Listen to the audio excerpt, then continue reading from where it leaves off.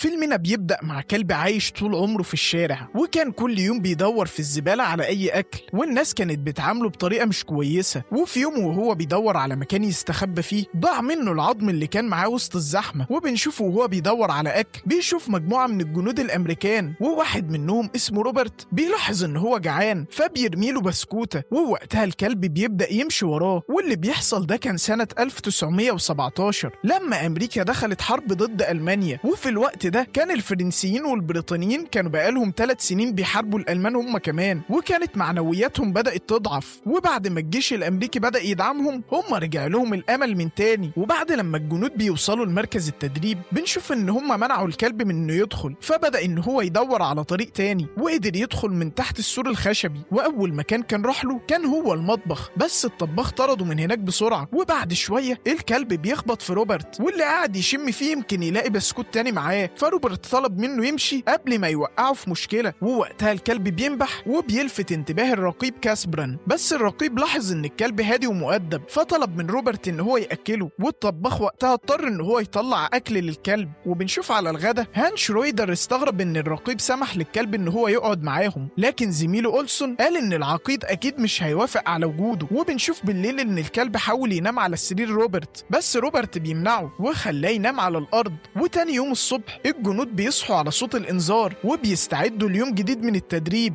والكلب فضل ماشي معاهم طول الوقت وبدأ يشاركهم كل التدريبات. ومع مرور الايام كل افراد الكتيبة اتعلقوا بيه حتى الرقيب نفسه. وفي مرة الرقيب بدأ يمدح فيه وقال ان هو انشط من ناس كتير في الكتيبة. وبعد كام يوم روبرت بيسمح للكلب ان هو ينام جنبه على السرير، وقرر ان هو يحتفظ بيه واختار له اسم جديد، ومن اليوم ده بقى اسمه ستوبي. لكن أولسون فضل يحذر روبرت ان العقيد لو عرف بوجوده ممكن يطرده من المعسكر. علشان كده روبرت بيستغل وقت فراغه وبيعلم ستوبي شوية حركات، وكان هدفه انه يخلي العقيد يعجب بيه. وبالفعل خطته نجحت، ولما العقيد جه يراجع الكتيبة بعد كام يوم اتفاجئ ان ستوبي بيأدي التحية العسكرية، وده عجبه جدا وقال لهم ان الكلب ده مرحب بيه في الجيش زيه زي اي جندي. وبنعرف ان كان فاضل تدريب اخير قبل ما يسافروا للحرب، ووقتها الرقيب امر الجنود ان هم يلبسوا اقنعة الغاز ودخلهم مخزن كبير، وبعدها سرب عليهم غاز مسيل للدموع وطلب منهم ان هم يشيلوا الاقنعة. وبعد ما شالوا اقنعتهم كلهم بدأوا يكحوا، وبعدها فتح لهم الباب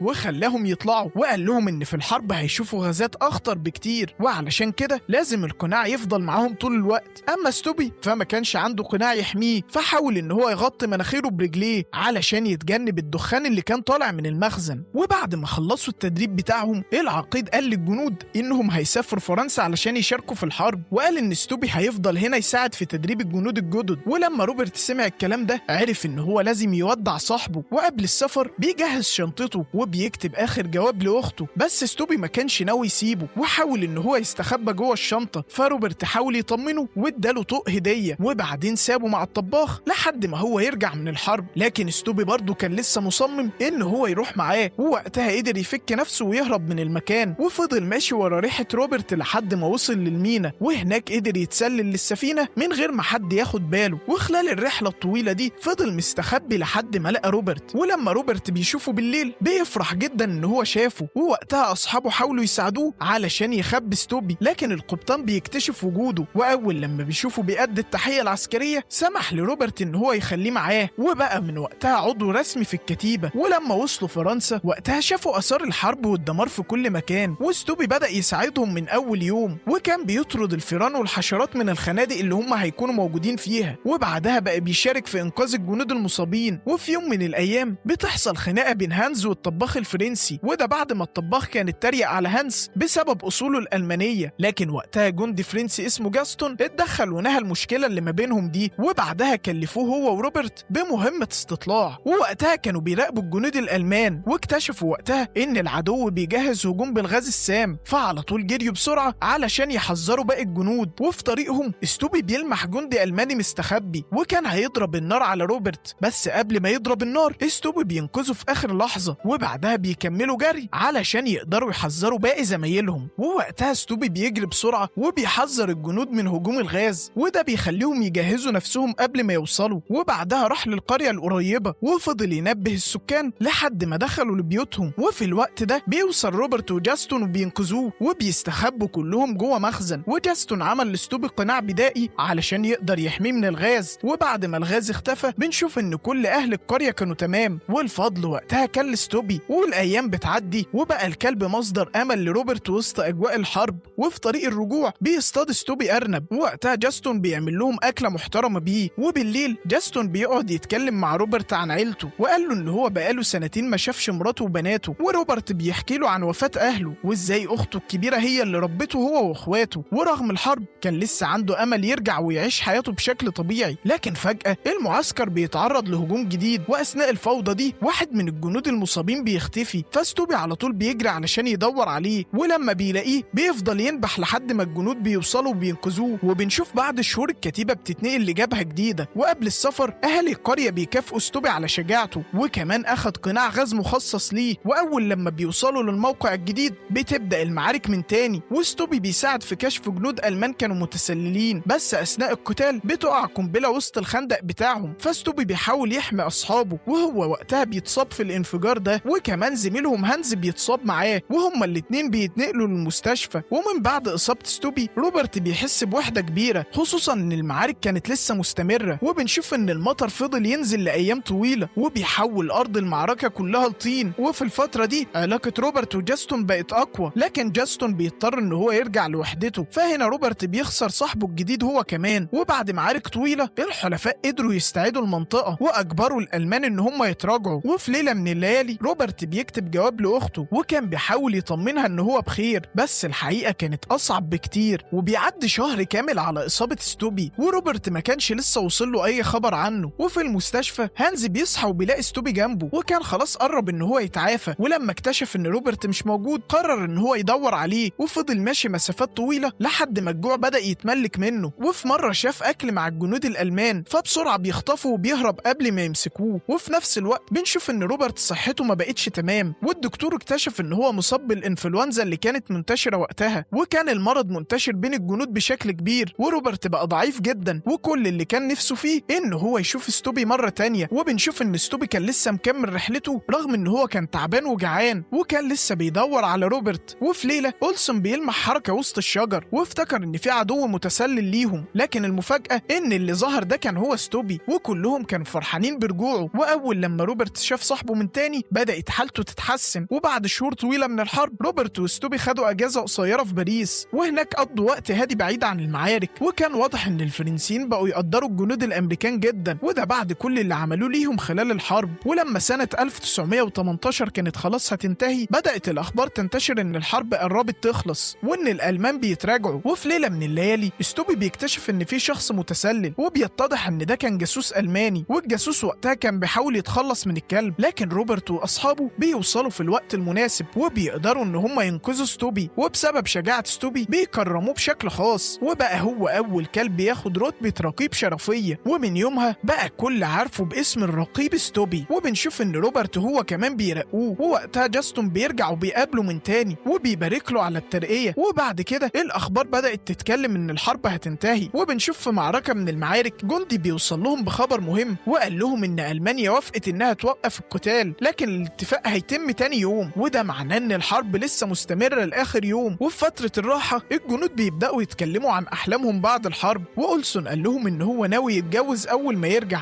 اما جاستون فكان قلقان شويه، وكان خايف ان بناته ما يعرفوهوش بعد الغياب الطويل ده. وفي يوم 11 نوفمبر 1918 بدات اخر مواجهه في الحرب، ورغم ان النهايه كانت قريبه القتال فضل مستمر، ووقتها جنود كتير بيقعوا. وفي وسط المعركه روبرت وستوبي بيحاولوا ان هم يساعدوا جاستون، وفجاه بيطلع صوت الانذار وبيعلن رسميا ان الحرب انتهت. وبنشوف الجنود بيحتفلوا. ستوبي بيلاقي خوذة أولسون على الارض، ولما هانز بيفحصها بيكتشف ان صاحبه مات اثناء القتال. ووقتها فرحتهم دي كانت مخلوطه بحزن علشان خسروا صاحبهم، بس في النهايه كانوا كلهم مرتاحين لان الكابوس ده اخيرا انتهى. وبعدها جاستون بيودع اصحابه الامريكان وكل واحد بيرجع لبلده من تاني. ولما بيوصلوا لامريكا الناس هناك بتستقبلهم كابطال. اما ستوبي فبقى اشهر كلب في البلد كلها، وقصته اتكتبت في الجرايد، وبقى واحد من اكتر كلاب الحرب اللي اتكرموا في امريكا. وبكده بتنتهي قصه الكلب الصغير اللي بدأ حياته في الشارع وانتهى بيه الحال كبطل حرب. وبكده الفيلم بتاعنا ده بيخلص، بس لسه سهرتنا مكمله في نوستالجيا، فخش معايا على الفيلم الجامد ده هو كمان. قصتنا بتبدأ في مزرعة تيران موجودة في ريف أسبانيا، وهناك عايش فرديناند، وده تور صغير مختلف عن الباقيين. وفي الوقت اللي أصحابه بيتخانقوا فيه علشان يثبتوا مين الأقوى، كان فرديناند قاعد بيشم الورد ويدردش مع الزرع. وفي يوم وهو بيسقي الوردة بتاعته وصلت مقطورة غريبة، والتيران الصغيرة اتجننت من الفرحة. بس فرديناند ما كانش فاهم ايه الهيصة دي، فعلى طول سألهم هي المقطورة دي رايحة فين. فرد عليه التور المشاكس فالنتي وقال له ان المقطورة دي جاية تاخد أقوى تور هنا علشان يروح لحلبة المصارعة. ووقتها التيران الكبيرة دخلت للساحة علشان تتخانق على مين اللي هيروح للحلبة. وفي الوقت ده فالنتي بيخبط بونز صاحبه اللي كان هيدوس على وردة فرديناند، بس فرديناند جري بسرعة علشان يحمي وردته. ففالنتي فضل يغلس على فرديناند وقال له ان هو هيدوس على الوردة بتاعته. فهو رد عليه وقال له ان هو مش ضعيف، بس هو مش عايز يعمل اي مشاكل. وبعد شوية بيوصل للماتادور اللي هو مصارع التيران علشان ينقي التور بتاعه للبطولة. ووقتها بيدخل ابو فرديناند وابو فالنتي، وقعدوا هما الاتنين يناطحوا بعض بكل قوتهم. وفي الاخر المصارع اختار ابو فرديناند. ففرديناند جري ورا ابوه وسأله لو هو في حاجة غلط علشان مش عايز يحارب، بس ابوه طمنه وقال له ان هو لما يكبر هيبقى هو اكبر تور شافته الحلبة دي. ووقتها فرديناند زعل ان ابوه حتى مش فاهم انه مش عايز يحارب من اصله، ورجع بعدها للمزرعة. ووقتها شاف فالنتي وهو بيدوس على الوردة بتاعته. والوقت بيعدي وفرديناند كان مستني ابوه يرجع وهو كسبان زي ما قال له، لحد ما بيسمع صوت المقطورة وهي راجعة، وجري بسرعة علشان يشوف ابوه، بس بيتفاجئ لما بيلاقي المقطورة فاضية. ووقتها بيفهم ان ابوه خسر في الحلبة. وفي الوقت ده واحد من اصحاب المزرعة بيشوفه وبيحاول ان هو يمسكه، فهو بيهرب بسرعة من المزرعة لحد ما بيوصل لقطر كان ماشي. ففرديناند بينط في القطر، وبعد شوية فرديناند بيقع من القطر. وتاني يوم الصبح بيصحى وبيلاقي بنت اسمها نينا واقفة قدامه. وفي الاول خاف منها، بس لما شافها بتحب الورد زيه ارتاح لها، وهما الاتنين بقوا اصحاب. وفرديناند عاش بعدها في مزرعة نينا وبقى يساعدهم في الشغل. والسنين بتعدي وفرديناند بيكبر وبقى تور عملاق وجسمه يخوف. وفي يوم جه المهرجان بتاع الزهور في المدينة، ونينا كانت عايزة تاخده معاها، بس ابوها اخوان رفض وقال لها ان فرديناند بقى حجمه كبير قوي والناس هتخاف منه. ووقتها نينا زعلت، بس في النهاية راحت مع ابوها والكلب باكو. وفرديناند وقف يتفرج عليهم من بعيد وهو زعلان، بس قرر ان هو مش هيسيب اليوم ده يعدي من غير ما يروح المهرجان هو كمان. واول ما بيوصل للمهرجان بيبدأ يشمشم في الورد ويدور على نينا، بس طبعا اول ما الناس شافته بدأوا كلهم يخافوا. وهو ماشي بيدور على نينا دماغه مسكت في حبل هدوم، ولما كان بيحاول يفك نفسه حظه الفقر خلاه يقعد فوق نحلة، والنحلة دي قرصته من هنا. وفرديناند فقد السيطرة على نفسه، ووقتها الهدوم غطت عينه وهو بقى يجري زي المجنون في كل حتة وما كانش شايف قدامه. بس وهو بيجري خبط في ستاند بلالين، وفي طفل رضيع اتعلق في قرنه بالصدفة، والواد الصغير ده كان فاكرها لعبة وراح شايل القماشة من على عين فرديناند. ووقتها فرديناند لقى نفسه بيلبس في عربية وحاول يوقف نفسه بس ملحقش وخبط فيها، والخبطة دي طيرت العيل الصغير في الهواء. وفرديناند وقتها جري علشان يلحقه قبل ما يقع على الأرض. وأول ما أنقذ الطفل هدي ووقف مكانه، ولقى كل الناس بتبصله كأنه وحش مفترس، والناس كانوا خايفين جدا وبلغوا عنه الشرطة علشان تيجي تاخده. وفي الوقت ده الكلب باكو ظهر وقال له يهرب من المكان وهو هيعطلهم، بس محدش عبر الكلب وكملوا جري ورا التور. وفرديناند لقى نفسه قدام بيت فدخل يستخبى فيه بسرعة. وبنعرف في اللحظة دي إن المكان ده كان معرض للصحون والخزف الصيني، ودي حاجات بتتكسر بسرعة. وفرديناند بقى يمشي على طراطيف صابعه علشان ما يكسرش حاجة، بس وهو بيحاول يسند شوية أطباق كانت هتقع، صاحبة المكان افتكرت ديله ريش التنظيف وفضلت تشد في ديله وتنظف بيه الأطباق لحد ما الريشة جت في مناخيره. ففرديناند ما قدرش يمسك نفسه وعطس، والعطسة دي طيرت الست من الشباك. والشرطة وقتها عرفت مكانه وراحت عليه، وبعدها ربطوه ورموه في المقطورة علشان يرجعوه للمزرعة. ونينا فضلت تجري وراهم وهي بتعيط علشان تحاول تمنعهم ياخدوه، بس ما كانش فيه أي فايدة. وبالليل فرديناند بيصحى في المقطورة وبيلاقي التمثال اللي كان بيخاف منه وهو صغير قدامه، ووقتها بيعرف إن هو رجع لنفس المكان اللي هرب منه. فبيتوتر جدا لدرجة إن قرونه بتتزنق في الحديد. ولما صاحب المزرعة مستر مورينو شاف حالته طلب منهم يجيبوا المعزة لوبي علشان تهديه، ولما لوبي دخلت عليه فضلت ترغي فوق دماغه لحد ما فرديناند اتعصب وفك قرونه ووقع فوقيها. ولما قام علشان يساعدها لوبي افتكرت إنه عايزها تدربه علشان يبقى مصارع، وخدته ودخلت بيه الساحة علشان تقدمه لباقي التيران صحابه القدام اللي أول ما شافوه انبهروا جدا بحجمه اللي بقى مرعب. وطبعا فالنتي ما فوتش الفرصة دي وفضل يستفز فيه، بس فرديناند كان طول رزين ونفض له خالص وما كانش عايز يتخانق معاه. وبعدها لوبي خدته وراحت تنيمه في الاسطبل. وفي نص الليل 3 أنافد ظهروا في الاسطبل علشان كانوا عايزين يسرقوا الأكل بتاعه، ووقتها لوبي شافتهم وقعدت تشتم فيهم وكانت هتصحي المزرعة كلها. وفرديناند علشان يخلص من الصداع ده شال لوبي وساعد الأنافد إن هم هم يوصلوا للشباك بالاكل بتاعهم. ووقتها فرديناند قرر انه لازم يرجع لنينا باي ثمن، ووقتها خرج علشان يحاول يهرب، بس اول لما لمس السور اتفاجئ ان السور ده متكهرب، ووقتها وقع من طوله. وبيظهر له في الوقت ده 3 احصنه وقعدوا يضحكوا عليه ويتريقوا على منظره. ولما طلب منهم يساعدوه علشان يهرب قعدوا يغلطوا فيه وقالوا له انك لو حاولت تهرب احنا هنصوت وهنعرف صاحب المزرعه. وتاني يوم الصبح لوبي سمعت العمال بيقولوا ان البريميرو اللي هو اشهر مصارع في اسبانيا جاي علشان ينقي تور لمباراته الاخيره. ووقتها جريت علشان تصحي التيران كلهم، وكانت مهيبره قوي، ومن كتر حماسها ده دست على ديل فرديناند اللي من الوجع رفصها رفصه محترمه لبستها في الحيطه. وبعد شويه البريمير وصل للمزرعه وقال لصاحبها انه عايز وحش يليق باخر ماتش ليه قبل ما يعتزل. والعمال بداوا يجهزوا التيران، بس فرديناند رفض ان هو يدخل الساحه ووقف سادد الطريق قدام باقي التيران. ففالنتي قام مديله خبطه من ورا وزقه جوه الساحه علشان يفتح الطريق للباقيين. وبعدها التيران بدات تنطح في بعض علشان يبهروا المصارع، وظهر طور غريب اسمه ماكينه اللي كان هيدوس عامل. ولما فرديناند حاول يتدخل علشان ينقذه فالنتي فضل يستفزه علشان يحاربه. والتور جوابه حاول يتدخل، بس فالنتي فضل يضغط عليه ويتريق عليه ويقول له ان هو ضعيف. فجوابه من كتر الضغط وقع من طوله واغمى عليه. ففرديناند جري عليه علشان يطمن على صاحبه، والدنيا باظت خالص في الحلبه لدرجه ان البريميرو زهق منهم وقال لصاحب المزرعه ان دول ما ينفعوش في ماتش الاعتزال بتاعه. وصاحب المزرعه فضل يتحايل عليه علشان يديله فرصه تانية والا سمعه المزرعه هتبوظ وهيفلس. فالبريميرو وافق ان هو يديله فرصه اخيره. وبعدها التيران فضلوا يلوموا فرديناند وقالوا له ان هو السبب في كل الفشل ده. وفجاه سمعوا صوت جوابه اللي كان فرحان، ولما راحوا يبصوا عليه لقوا بيركب في المقطوره وكانوا مفكرين ان هو الفايز. بس بونز قال لهم ان دي مش عربيه الابطال، دي العربيه اللي رايحه المجزره. وبالليل فرديناند كان قاعد بيفكر في نينا، ووقتها لقى بونز بيعيط على جوابه فقعد يطمنه ويواسيه. فبونز قال له ما يقولش لحد انه كان بيعيط، وفرديناند وعده ان هو مش هيقول لحد. وتاني يوم البريميرو كان واقف بيراقبهم، بس فرديناند كان باله مشغول بجوابه. ولوبي كانت بتحاول تسخنه علشان يتدرب، بس هو بيشوف ارنب صغير واقف قدام برميل. ووقتها كان التور انجوس هيخبط فيه، فهو جري بسرعه علشان ينقذ الارنب. وانجوس ما كانش فاهم اي حاجه ومكمل في الجري بتاعه. ففرديناند اضطر ان هو يزقه علشان يحمي الارنب، ولقى نفسه بيجري بسرعه كبيره جدا. ولما حاول يوقف نفسه علشان ما يدوسش على الارنب ما كانش قادر ان هو يلم نفسه، فاستخدم قرونه علشان يقدر يتفاداه. والارنب من كتر الرعب اغمى عليه، وفرديناند جري عليه علشان يحاول يصحيه. ولوبي كانت متضايقه منه جدا وبتطلب منه يسيبه من الارنب ويركز في التدريب، بس هو قال لها ان هو ملوش في الخناق. فهي حاولت تبسطها له وقالت له اعتبر المصارعه دي زي الرقص. وفي الوقت ده الحصنه ال3 طلعوا وقعدوا يتريقوا عليه. ففرديناند قال لهم ان هو بيعرف يرقص وفضل يرقص قدامهم، بس الحصنه برضه كانوا بيتريقوا عليه. وال3 حصنه ردوا عليه برقصه جماعيه. ولما انجوس شاف فرديناند لوحده راح علشان يقف معاه، والحصنه كملوا في الرقص بتاعهم وفضلوا يستفزوا فيه. ووقتها الانافد شغلوا المزيكا وبونز هو كمان دخل مع التيران، والموضوع قلب لتحدي لحد ما ماكينه قرر ان هو ينهي الموضوع ده ودخل رقص رقصه روبوت خلت الاحصنه كلهم شكلهم وحش قدامه. والحصنه من كتر الغيظ قعدوا يضربوا في بعض لحد ما لمسوا السور المتكهرب، والتيران فضلوا يتريقوا عليهم ويحتفلوا ان هم كسبوهم. بس فالنتي نكد عليهم وقال لهم ان اللي مش هيحارب هتكون اخرته المجزره. بس فرديناند رد عليه وقال له ان هم ممكن يعيشوا بره المزرعه دي. ففالنتي كسفه وقال له انك لو كنت حر فعلا ما كنتش رجعت تاني هنا وانت مذلول. وكلامه ده اثر في التيران ورجعوا يتدربوا وسابوا فرديناند لوحده. وبعدها فرديناند قال للوبي ان هو هيهرب الليله دي وهياخدها معاه لنينا. ولوبي كانت طايره من الفرحه وراح للانافد علشان يطلب مساعدتهم، فقالوا له ان مفيش اي مخرج غير ان هو يعدي من بيت البشر نفسه. ولما فرديناند نط من الشباك لقى نفسه فوق عربيه البريميرو، ووقتها العربيه فضلت تصفر والعمال طلعوا علشان يشوفوا فيه ايه. فالانافد وقتها حاولوا انهم يشتتوهم. ووقتها فرديناند دخل جوه البيت وهو بيتسحب، بس فجاه شاف صوره ابوه متعلقه على الحيطه وكان جنبها القرون بتاعته. ولما بص لفوق لقى صور كتير وقرون، وفهم وقتها ان الحلبه دي ما كانتش بطوله، دي كانت عباره عن مجزره. ولما الانافد فتحوا له باب الخروج هو صمم انه يرجع يصحي اصحابه ويقول لهم الحقيقه، بس فالنتي ما كانش مصدقه وفكره بيخرف،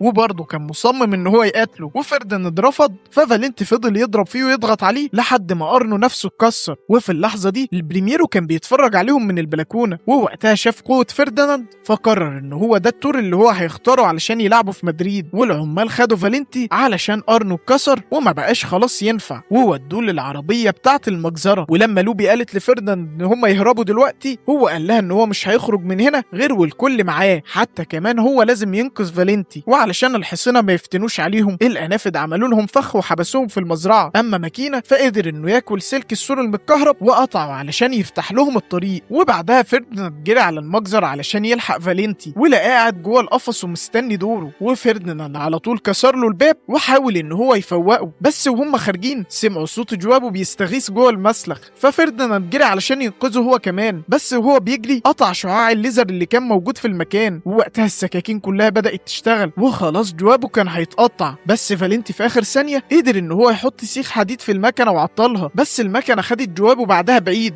والتلاتة وقتها اتعلقوا في خطافات ووقعوا جوه مكنة التلج ونزلوا من المكنة واتزحلقوا على السير بتاع المصنع لحد ما نزلوا في صندوق زبالة كبير. والصندوق فضل يتمرجح بيهم لحد ما خبطوا في المقطورة اللي كانت موجودة في المزرعة. والهيصة دي كلها صحت العمال، وبسرعة لوبي والأنافد ركبوا في الكابينة بتاعة العربية والتيران ركبوا ورا، والأنافد مسكوا الدركسيون وبدأوا يهربوا من المزرعة. بس وهم خارجين من البوابة الأرنب ظهر لهم تاني وأغمى عليه من الخضة، ففرديناند شاله ورماه معاهم. ووقتها ماكينة استغل الكهرباء اللي كانت في جسمه وعمل للأرنب جلسة صدمات كهربائية لحد ما فاق من تاني. ولما وصلوا لمدريد اتحبسوا جوه الزحمة بتاعة المرور، والعمال قدروا ان هم يحاصروهم. ففرديناند قال لهم انهم لازم يهربوا لحد السكة الحديد، وفضلوا يجروا لحد ما وصلوا للمحطة ولقوا القطر كان طالع. فالتيران كلهم زقوا ترول بكل قوتهم علشان يحصلوا القطر، وكانت العمال خلاص كانت قربت انها تمسك التيران، بس فرديناند ضحى بنفسه وزق الترول بتاع صحابه علشان يلحقوا القطر، وهو وقف يواجه العمال لوحده لحد ما اتمسك. والخبر ده اتذاع في التلفزيون انهم قدروا يقبضوا على التور الهارب. ووقتها نينا وابوها شافوا الخبر ده وجريوا على مدريد علشان يلحقوه. ولما بنوصل ليوم العرض الحلبة كانت مليانة ناس، وقال بريميرو كان داخل واثق من نفسه. ووقتها واحدة من الجمهور رمت له وردة، وقال بريميرو بتكبر داس على الوردة ومشي. وأول لما فرديناند دخل لقال بريميرو فضل يستفز فيه، بس فرديناند كان بارد وهادي تماما، وده خلى قال بريميرو يتعصب عليه وخلى رجالته يضربوه علشان يهيجوه. وفرديناند كان بيحاول ان هو يهرب منهم، وفي لحظة القماشة الحمراء اتعلقت في قرون فرديناند وغطت عينيه، فبقى يلف حوالين نفسه زي المجنون. ولما البريميرو حاول ياخد القماشة وقتها وقع فوق ظهر فرديناند، وفرديناند فضل يتنطط لحد ما طيره بره الحلبة خالص، والجمهور كله فضل يضحك عليه. ولما البريميرو رجع للحلبة كان متضايق جدا ومعاه رمحين وكان خلاص هيخلص على فرديناند، بس فرديناند فضل يراوغه لحد ما خلى المصارع شكله عيل صغير قدام الجمهور. والبريميرو من كتر غيظه قدر ان هو يعور فرديناند تعويرة بسيطة. وهنا الوحش اللي جوه فرديناند صحي وبدأ يهجم على البريميرو وكان خلاص هيدوسه ويخلص عليه، بس فجأة بص تحت رجله ولقى نفسه دايس على الوردة اللي الست رمتها في الأول. وفي اللحظة دي افتكر ان هو بيحب الورد وما بيحبش الدم، وبدأ يهدى خالص وساب البريميرو ورجع من تاني يشم في الوردة. ووقتها البريميرو افتكر ان دي فرصته وطلع السيف بتاعه علشان يقضي على فرديناند، بس فرديناند قعد في نص الحلبة وغمض عينيه ورفض حتى انه يدافع عن نفسه. والجمهور اول ما شاف المنظر ده قلبه رق، والمدرجات كلها بدأت تقول للبريميرو يسيبه يعيش. ولما البريميرو بص للناس وضغطهم كبرياءه وقتها انكسر قدامهم وما رضيش يأذي فرديناند، ورمى السيف بتاعه وحيا فرديناند وطلع من الحلبة وهو مهزوم. وفي اللحظة دي نينا بتنط جوه الحلبة وبتجري عليه وبتحضنه، والناس كلها بتبدأ ترمي عليهم الورد. وفي نفس الوقت كانوا صحابه فالنتي وباقي التيران وصلوا لمدريد علشان ينقذوه، بس لقوا ان فرديناند كان فاز بأول مباراة في التاريخ. وفي النهاية صاحب المزرعة مستر مورينو استسلم للأمر الواقع وسلم فرديناند وباقي التيران ولوبي لنينا وأبوها، وكلهم راحوا علشان يعيشوا في مزرعة الورد، والأول مرة عرفوا يعني إيه حرية. وبكده قصتنا بتخلص النهاردة، فلو القصة دي عجبتك اكتب لنا في الكومنت تحب أحكي لك قصة إيه المرة الجاية. وبس كده، أشوفكم على خير في نوستالجيا. سلام.